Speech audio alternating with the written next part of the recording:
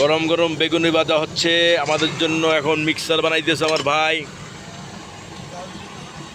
ভাইজানের নাম কি? মোহাম্মদ মনির হোসেন ব্যাপারী।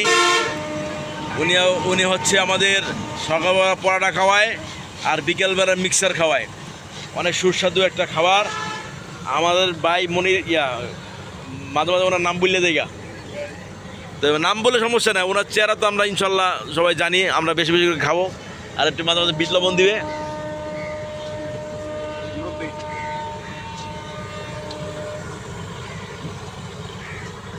মনি ভাই কী কী দিচ্ছেন আমাদের?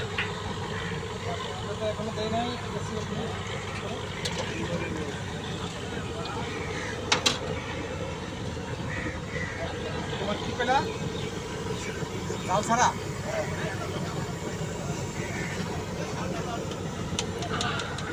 30 টাকা না? 30 টাকা মিক্সার।